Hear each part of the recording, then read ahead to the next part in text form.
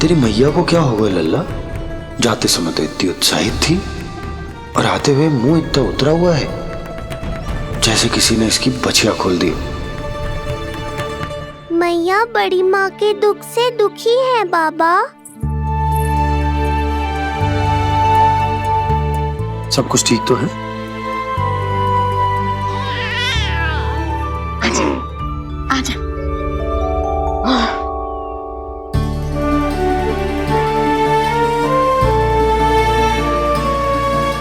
आपके मन की इच्छा मैं बहुत अच्छी तरह समझ रहा हूँ बड़ी माँ। बस एक ही इच्छा है मन में कि मैं भी ये पूजा, ये उत्सव, ये सब कुछ अपने पुत्र के लिए कर पाती।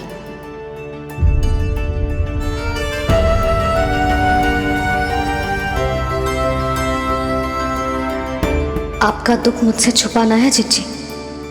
मुझे लल्ला के सारे उत्सव मनाते देखकर आपको कैसा लग रहा होगा मुझे आभास है। चिंतित ना हो मैया, आज का ये शुभ दिन बड़ी माँ की दुविधा का समाधान लेकर आएगा।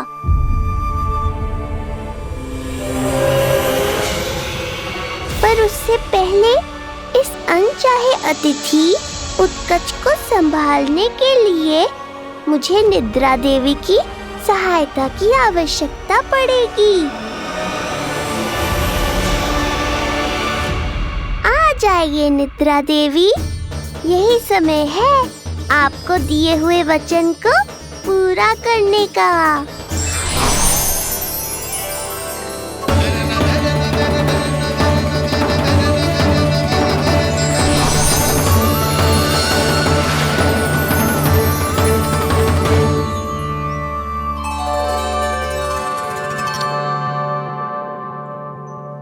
अब तुझे नींद आ रही है?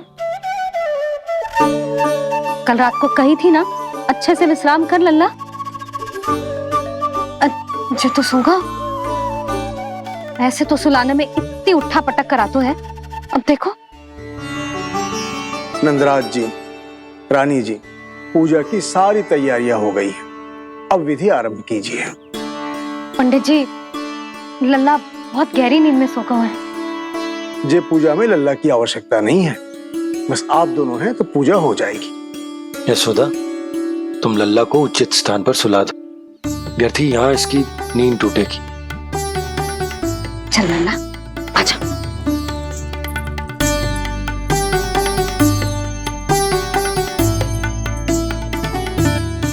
नाना इसे यहाँ ना सुला सकती, यहाँ तो जो अकेला पड़ जाएगा, उसमें दृष्टि भी ना रख पाऊंगी।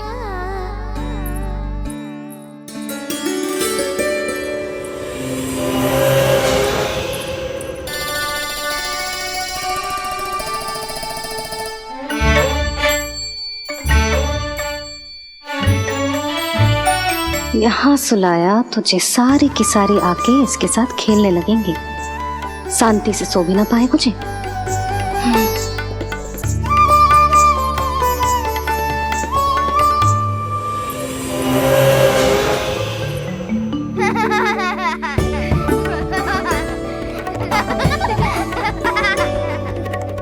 लो, यहाँ तो जे सब हल्ला मचा रहे हैं। ये है मेरा घोड़ा और ये है मेरी गाड़ी और ये बैठा हिरण। हाँ, वहाँ छांव में सो जाएगा और मेरा पूजा में बैठकर सीधी दृष्टि भी रख पाऊंगी इस पर।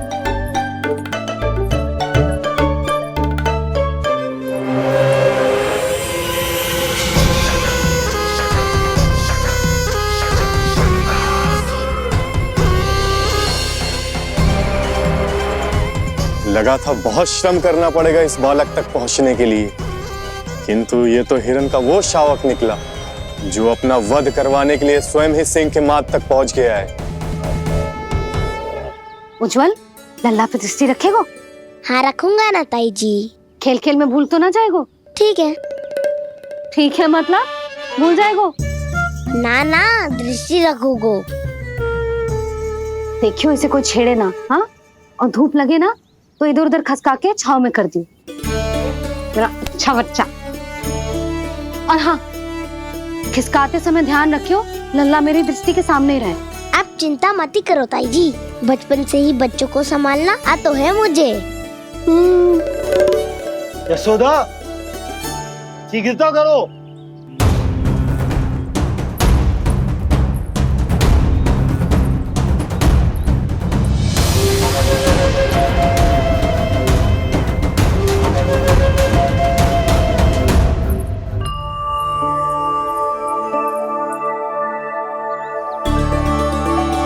ओम शांति शांति।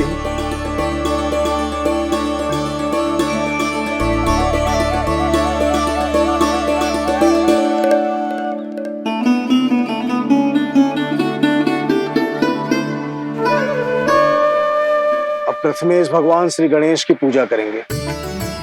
भगवान श्री गणेश को गंध, हल्दी और धूप चढ़ाइए।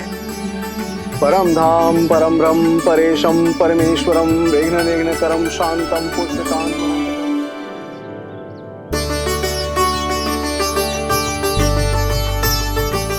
अब आप दोनों श्री हरि नारायण के ऊपर अक्षत की वर्षा कीजिए। लीजिए। मंगलम भगवान विष्णु मंगलम गरुड़ध्वजा मंगलम पुंडरीकाक्षा मंगलाय तनोहरि।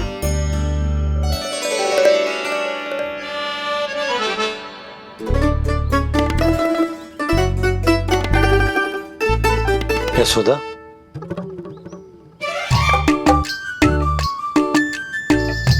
क्षमा करेगा पंडित जी।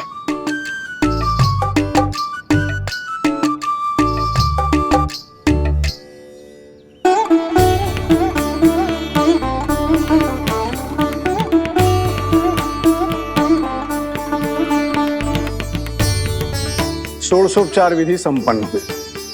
अब आप दोनों आंखें बंद करके प्रेम पूर्वक इष्ट देवता से लल्ला के स्वास्थ्य, हित और दीर्घायु के लिए प्रार्थना कीजिए।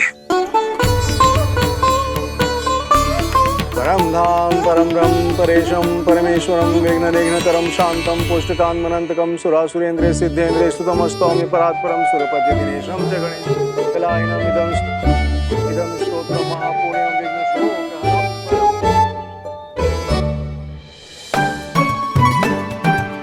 अरे ये नीलमणि के ऊपर तो धूप आ गई।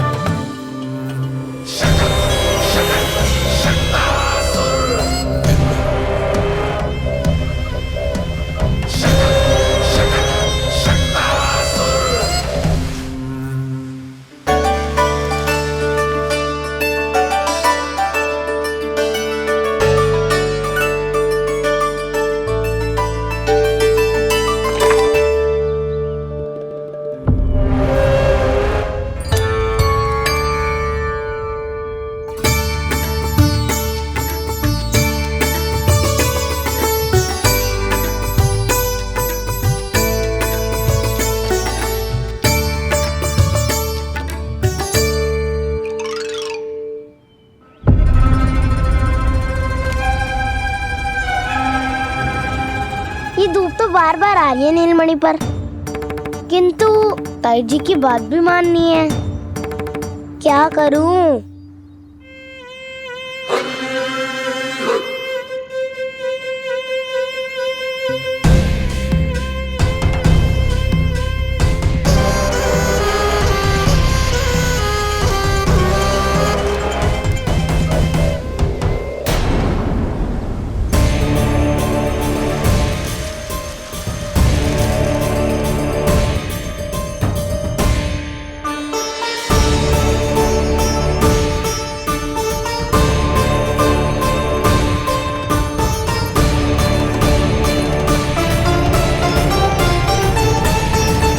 जे उज्जवल भी ना एक कार्य ठीक से ना कर सकता। कहाँ है लल्ला?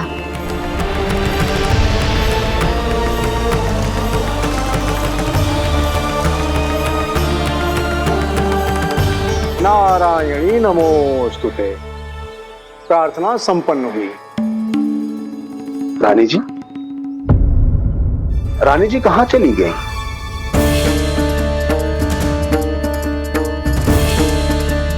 वो रहो, उज्जवल ने तो पक्की छाव में कर दिया है। मैं व्यर्थ ही क्रोधित हो रही थी। यशोदा, पूजा का संकल्प लेने के पश्चात ऐसे ऐसे उठकर जानो ठीक ना है।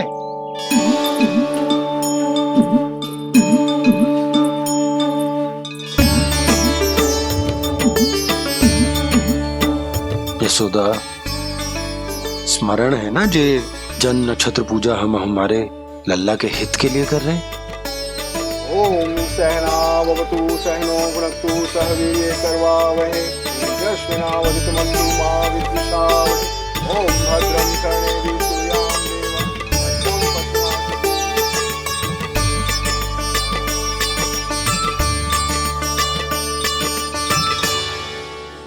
अरे वाह, अब तो मेरा कार्य और भी आसान हो गया। इसी सकट के नीचे कुचल दूंगा इस दुष्ट शिशु को। महाराज कंस को उनके जीवन का सबसे शुभ समाचार दूंगा मैं।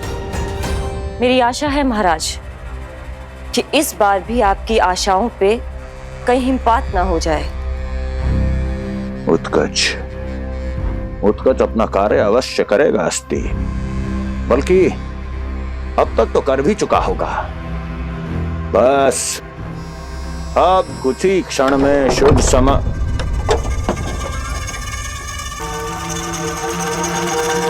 लो, आ गया मेरा शुभ समाचार।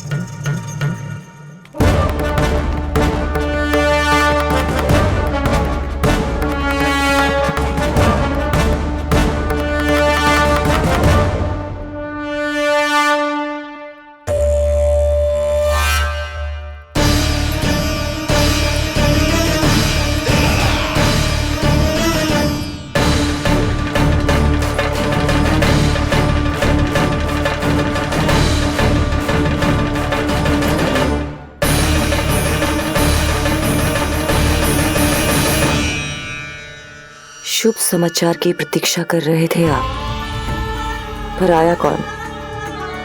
अपशगुन।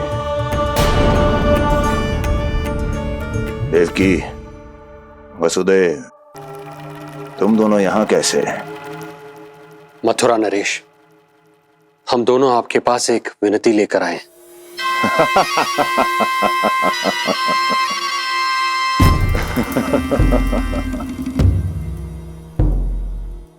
जानते हो वसुदेव, मुझे आश्चर्य इस बात का नहीं कि तुम मेरे पास विनती लेकर आए हो।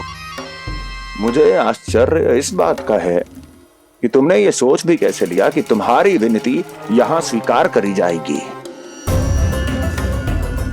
मैं जानती हूं आपके हृदय के किसी कोने में हमारे बचपन की स्मृतियां अभी भी जीवित है। आपको स्मरण है, मैं आपकी वही बहन हूं जिससे आप इतना प्रेम करते थे कि अपना सब कुछ। बस सीधा सीधा बोल, क्या चाहिए तुझे? अधिक कुछ नहीं महाराज, हम दोनों एक बार गर्ग ऋषि के दर्शन करना चाहते हैं। महल से बाहर जाना चाहते हैं ये महाराज। इन्हें इतनी छूट देने की आवश्यकता नहीं है।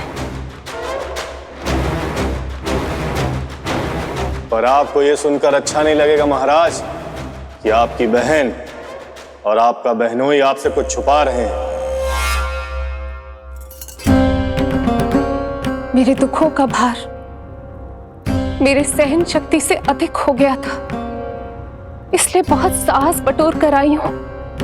अपनी छोटी बहन की इस छोटी सी विनती को अस्वीकार मत कीजिए भैया।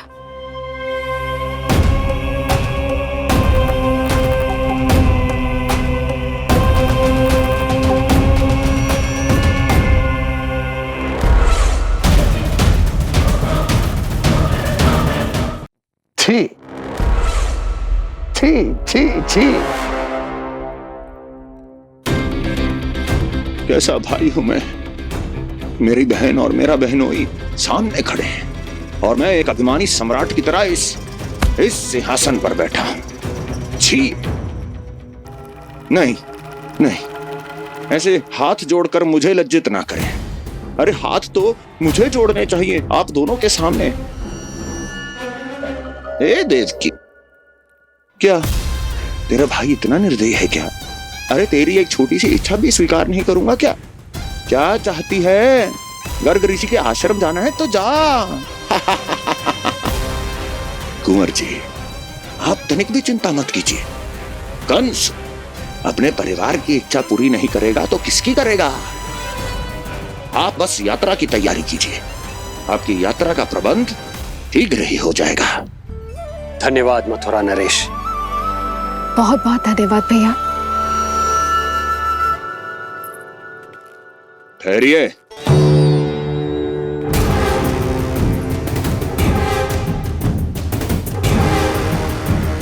अरे आप दोनों को अकेले कैसे जाने दूं?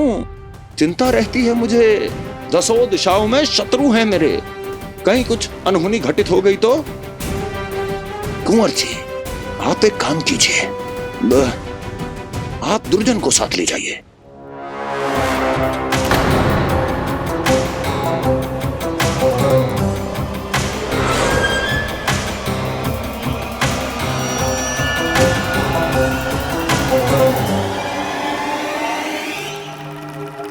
जो आ गया महाराज।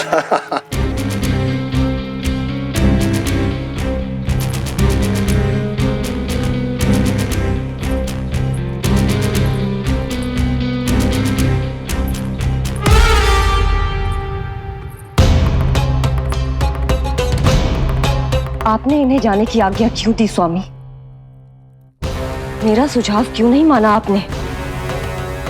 हर समय तुम्हारा सुझाव मानना आवश्यक नहीं है प्रिय। जाल बिछा दिया है ये देखने के लिए कि ये दोनों मेरे विरुद्ध क्या षड्यंत्र रच रहे हैं।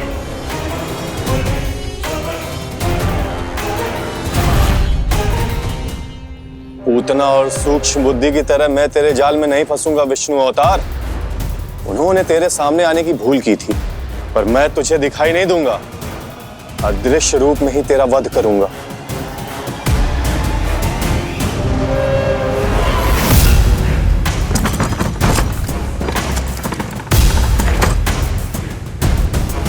तेरी मां तुझे साधारण से धूप से बचाना चाहती थी।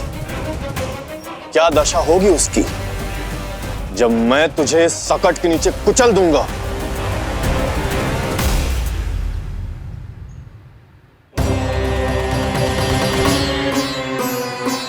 जाने ये पूजा कब समाप्त होगी? कहीं उठ तो ना गया होगा मेरा लल्ला। मुझे उसे देखना है। पर जो पंडित जी है कि अब देख कैसे इस शकट के भार के नीचे दब जाता है तेरा कोमल तन। यशोदा, पूजा समाप्त होने वाली, आरती को समय हो रहा है। लल्ला सुरक्षित है, चिंता ना करो। कितना नन्हा सा है तू, फिर भी तूने महाराज कंस की रातों की नींद, सुख चैन सब छीन लिया। अब मैं तुझसे तेरे प्राण छीनूंगा। तैयार हो जा।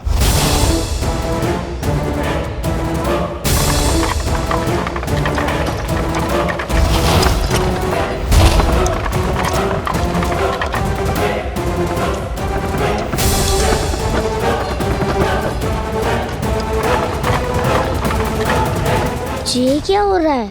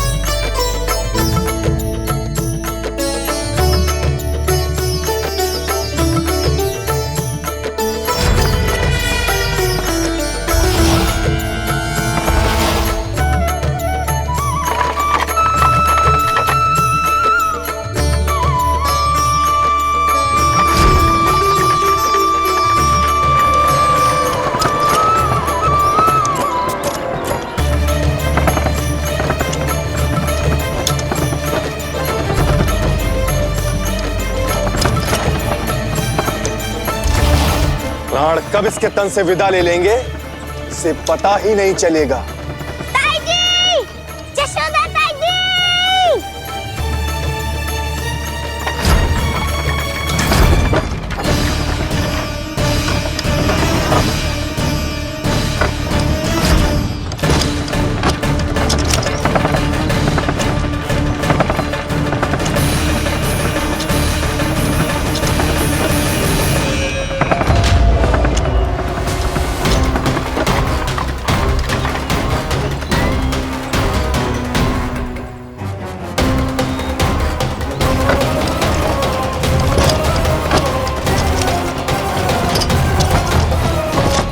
निद्रा देवी, समय हो गया है।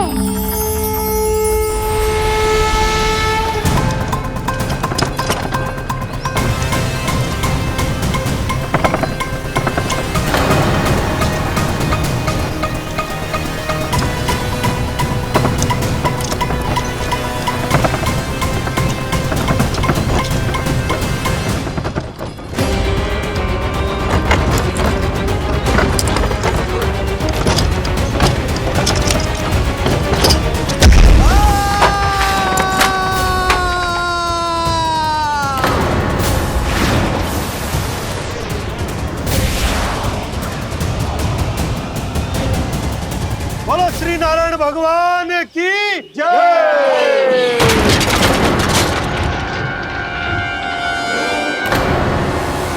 यशोदा ताई जी, जल्दी आओ।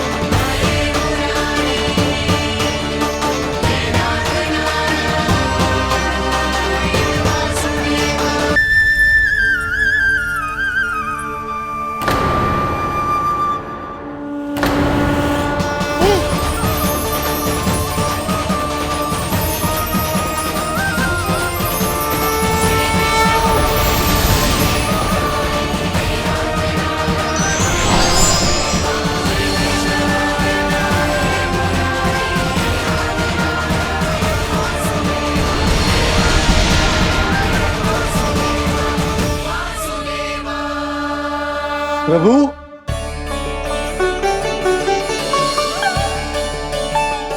प्रभु, मैंने आपके अवतार को हानि पहुंचाने का प्रयास किया, फिर भी आपने मुझे दर्शन दिया। देने ही पड़े। तुम्हें मेरे चरणों का स्पर्श जो मिल गया, तुम्हें आश्चर्य हो रहा होगा। एक साधारण से स्पर्श से तुम्हें वो मिला जो बड़े से बड़े ऋषियों को भी कठिन से कठिन तपस्या के बाद भी नहीं मिलता।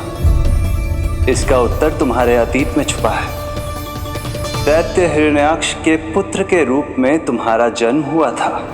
शीघ्र ही तुम बहुत अधिक विशाल और असीम बलशाली हो गए थे, पर तुम अपनी शक्ति का प्रयोग अनुचित ढंग से करते थे। एक दिन तुमने महर्षि लोमस के आश्रम में बहुत ही उत्पात मचाया, हरे भरे वृक्षों को नष्ट कर दिया।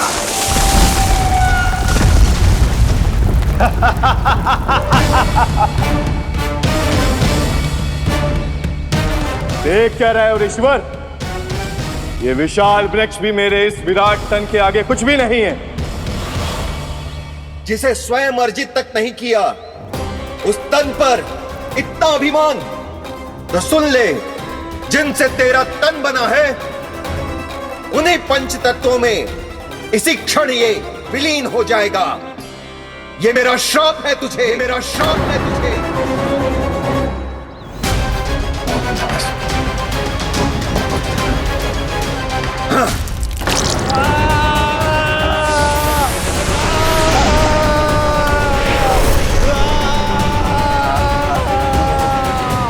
पर तभी तुम्हें अपनी भूल का आभास हुआ और ऋषि लोमस से तुमने क्षमा याचना की।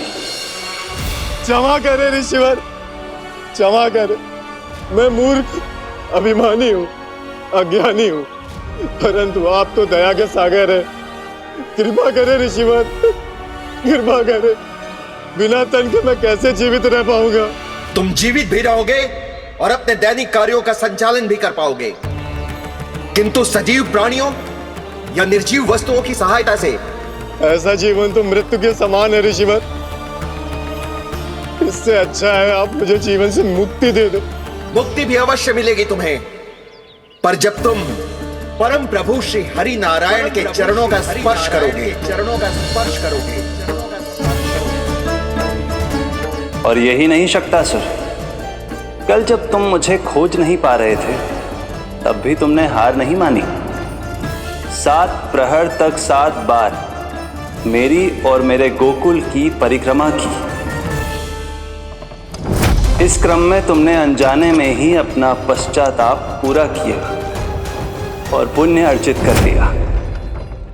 इसलिए मैं तुम्हें मोक्ष प्रदान करता हूं।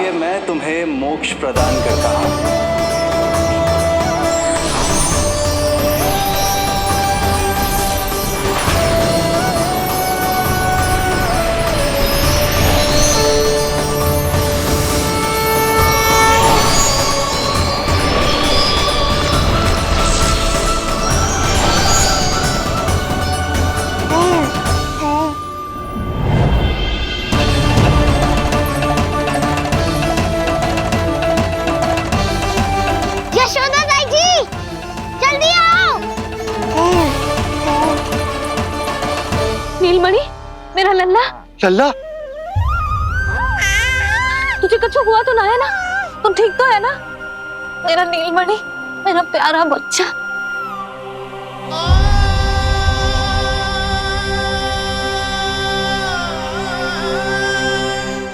भोला, बंसी, ये सब क्या है?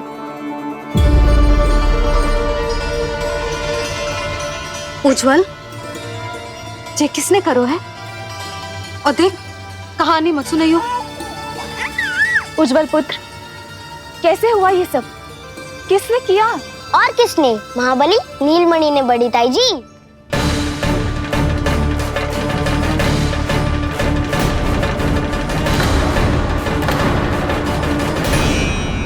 जी क्या बोल रहे हो? सच्ची सच्ची बता।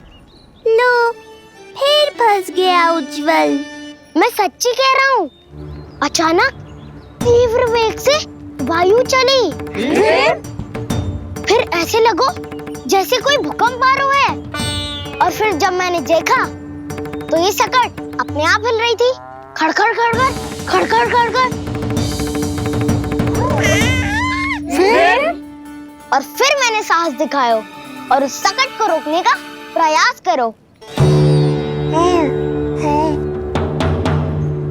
पर सकट ना रुको, जे हिले ही जा रहा था, खड़खड़ खड़खड़ खड़खड़ खड़खड़ खड़खड़ खड़खड़।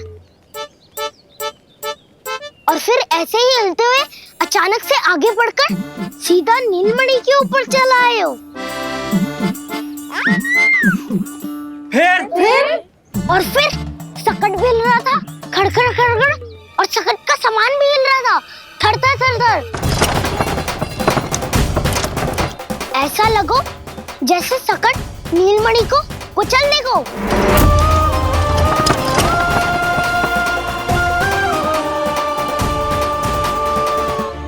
पर तभी जे जाग गए हो। इसने खींचकर अपने पांव का प्रहार करो और चीख गया सकट आकाश पे।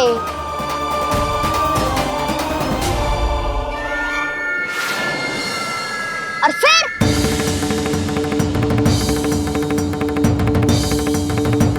धड़ाम, सब भूमि पे गिरकर चकनाचूर।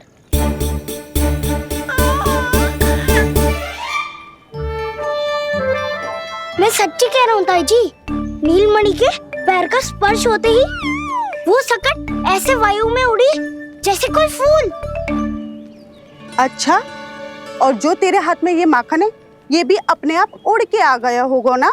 हाँ, मैं सच्ची कह रहा हूँ। सदा बड़पोलापन ये अच्छी बात ना है लल्ला, सत्य बता। मैया, मैं सत्य बोल रहा हूँ।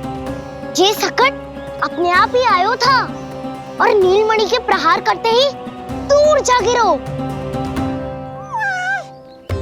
अरे ये बड़बोले से पूछने से अच्छा है कि हमें स्वयं विचार करना चाहिए कि ये सकट टूटा कैसे।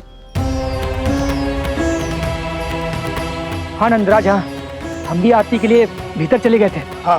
अरे आप सब मेरा विश्वास क्यों ना कर रहे हो? नीलमणि के प्रहार से ही उज्जवल, सकट बहुत पुराना था, पहिया ढीला होकर खुल गया होगा। यशोदा, अनेक कारण हो सकते हैं, चिंता करने की कोई आवश्यकता ना है। मैं चिंता क्यों करने लगी भला? मेरे नीलमणि के गले में रक्षा वाला कंठक पहले से ही है, और हम जैसा पूजा पाठ इतने विधि विधान से इसी के लिए तो कर रहे हैं, है ना पंडित जी? हाँ रानी जी। तो बस फिर मेरे लल्ला को कछु क्यों होने लगो? और आप सब स्वयं ही देख लो ना, जे इतना बड़ा सकट टूट के बिखर गया है, किंतु मेरे लल्ला को एक खरोच भी ना आई। इसका अर्थ तो यही है ना कि हम जो भी कर रहे हैं सही कर रहे हैं। मुझे चिंता करने की कछु आवश्यकता ही ना है। चलो सब भीतर चलते हैं। हाँ हाँ, लल्ला को भूख भी लगी आई होगी। चल।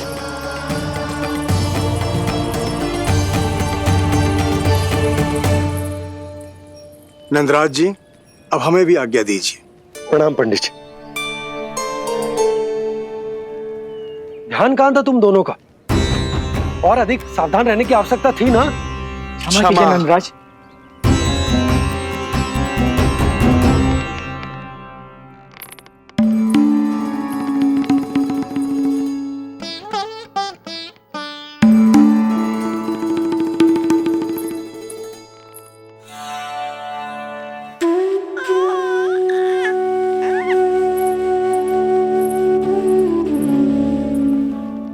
यशोदा, क्या हुआ?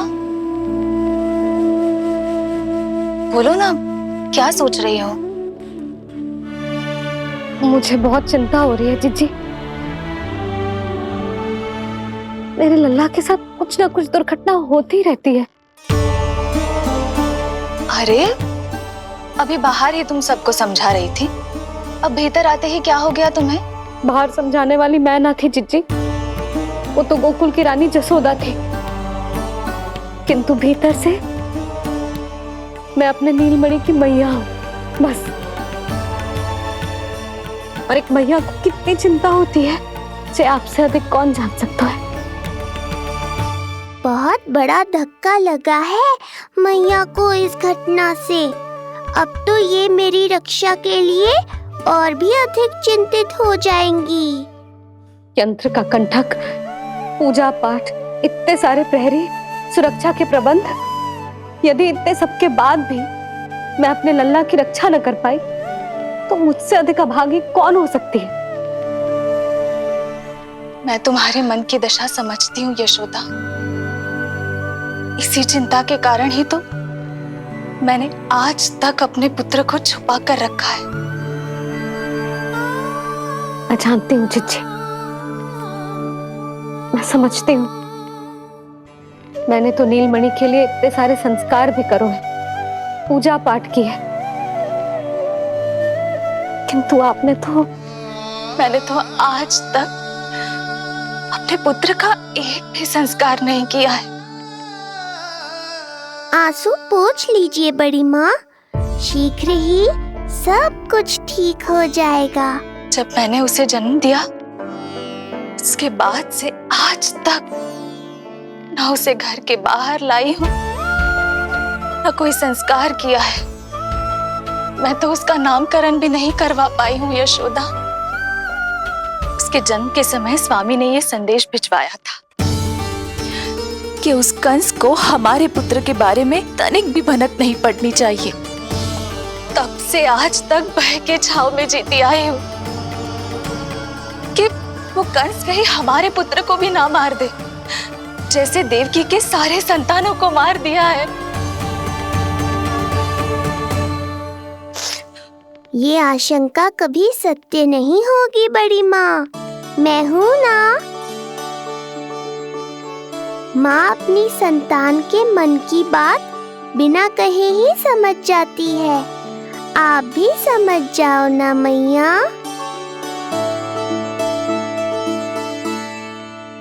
जीजी, हमें रोना ना चाहिए। हमें देख के लल्ला भी रो रहा है। मैया, आपकी सहायता की आवश्यकता है मुझे। मुझे ऐसे क्यों लग रहा है जैसे लल्ला मुझसे कुछ कहना चाह रहा है। दाऊ को हम सबसे दूर कब तक रखेंगे बड़ी माँ? ये सोच रहा होगा कि अब तक आपने इसके दाऊ को छुपा के क्यों रखो है। मैं उनसे मिलना चाहता हूँ मैया। चिच्ची, कितना मन करता होगा ना इसका अपने दाऊ से मिलने का। और आपके लल्ला का भी तो मन करता होगा ना कि अपने छोटे भाई को मिले। कितनी बातें करते हैं हम दोनों की इनके सामने। हाँ यशोदा, मैं भी अपने पुत्र को नीलमणि के बारे में सब कुछ बताती हूँ। तो बस फिर हमें साथ साथ रखिए ना। मेरा आधा हिस्सा है वो, उनके बिना मैं अधूरा हूँ मैया। ये दोनों भाई एक दूसरे के बिना अधूरे हैं जीजी। हमें इन दोनों को साथ ही रखना चाहिए। आप ही सोचो, यदि नीलमणि की रक्षा होगी तो आपका लल्ला भी तो सुरक्षित रहेगा। तुम सच कह रही हो यशोदा। हमें इन दोनों को मिलाना चाहिए और साथ में ही रखना चाहिए, सुरक्षित। तब तो शीघ्र ही पंडित जी को बुलाकर हमें शुभ मुहूर्त निकलवाना चाहिए। शुभ मुहूर्त? हाँ, शुभ मुहूर्त। दोनों भाइयों के मिलन के साथ साथ उनका नामकरण संस्कार भी करवा देते। अब अपने दाऊ से मिलूंगा मैं।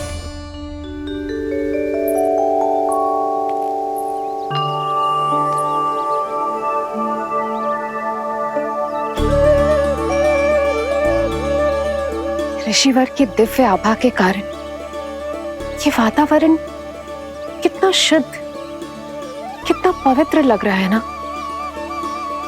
हाँ देवकी, इनका तेज ही ऐसा है कि इनके निकट केवल पवित्रता ही वास कर पाती है। किसी भी प्रकार की दुष्टता इनके पास जाने से पहले ही नष्ट हो जाती है।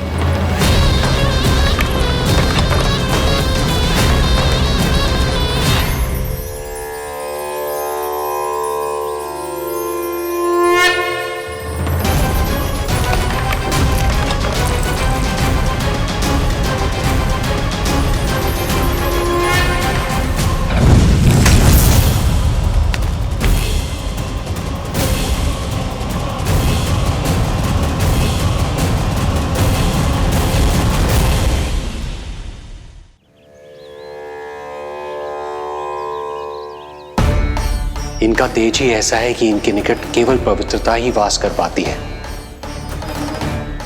किसी भी प्रकार की दुष्टता इनके पास जाने से पहले ही नष्ट हो जाती है। यदि महर्षि की इच्छा के बिना मैंने भीतर प्रवेश किया तो कहीं ये मुझे श्राप ना दे दे। नहीं, इससे तो अच्छा है कि मैं यहीं आश्रम के बाहर रुकूं और यहीं से इन दोनों पर दृष्टि रखूं।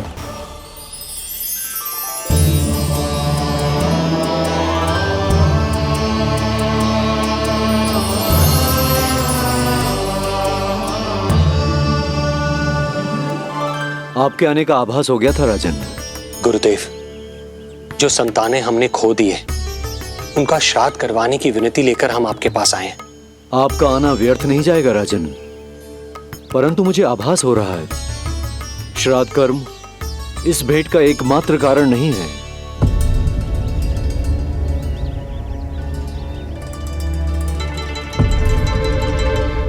आपको उसकी या कंस की चिंता करने की कोई आवश्यकता नहीं है। निश्चिंत होकर बताइए कि आपकी इच्छा क्या है। गुरुदेव, वर्तमान में मेरी प्रथम पत्नी रोहिणी पुत्र सहित गोकुल में निवास कर रही है। हमारे उस पुत्र का और भाभी यशोदा के पुत्र का नामकरण संस्कार करवा दीजिए।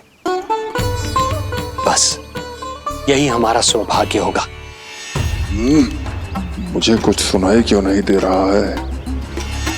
देवी रोहिणी से उत्पन्न आपका पुत्र यादव कुल का राजकुमार है और यादवों का गुरु होने के नाते उसका संस्कार कराना हमारा कर्तव्य है।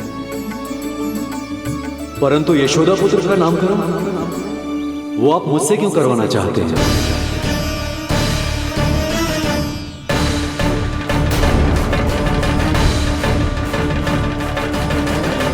गुरुदेव, सत्य ये है कि रुक क्यों गई रानी देवकी? आपके मन में जो कुछ है कहिए। ये कैसी दुविधा में फंस गया मैं। यदि मैंने गुरुदेव को यशोदा पुत्र का सत्य बताया तो कंस को भी पता चल जाएगा, और यदि नहीं बताया तो कहीं ऐसा ना हो कि ऋषिवर ही बुरा मान जाए। लगता है आप दोनों की दुविधा मेरे अनुमान से भी बहुत बड़ी है। अपनी या अपने पुत्र की कुंडली लाए हैं राजन? जी गुरुदेव, अपनी कुंडली है मेरे पास। देवकी,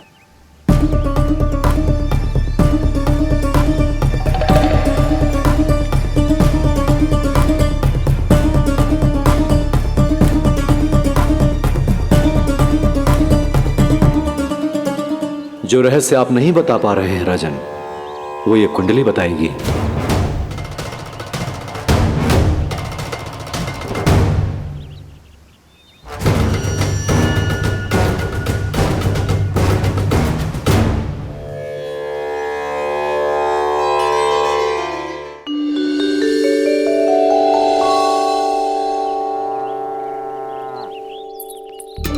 लल्ला, बता कैसी है जगदा? मैया को हो क्या गया है आज? देख, सही सही बताइयो।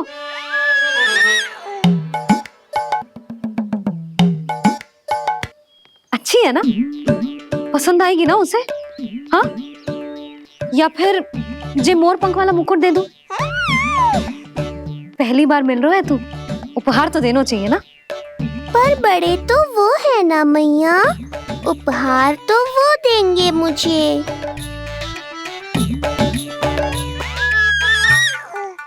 ना ना, मोर पंख वाला मुकुट तो मेरे लल्ला का है ना, जे ना दे सकते। तेरे जैसा कोई कंठक या चांदी वाला कड़ा दे दूं? हाँ? इस मिलन के लिए मुझसे अधिक उतावली तो मैया है।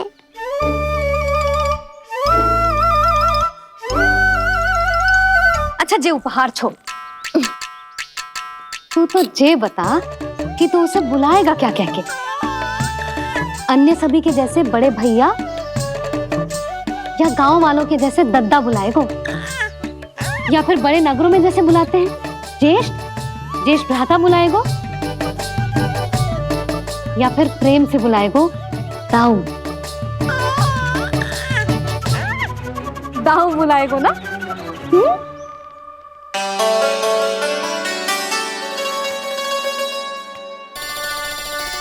सुनो आपने, हमारे लल्ला ने निर्णय ले लियो, ये अपने भैया को ताऊ कहकर बुलाएगो।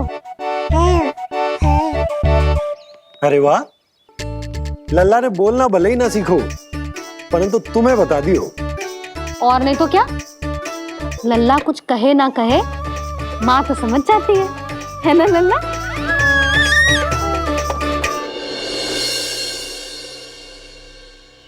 और इसने दाऊ वाली बात पे हाँ भी की है। हाँ हाँ, तो सदानंद जी ने भी कर दी है। लो, मैं तो भूल ही गई। क्या कही पंडित जी ने?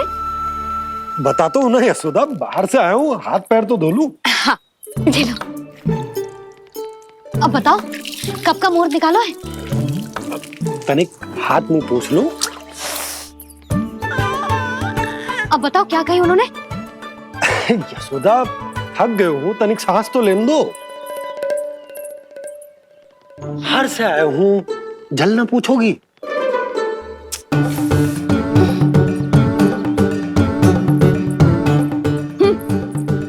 अब बता दो जी।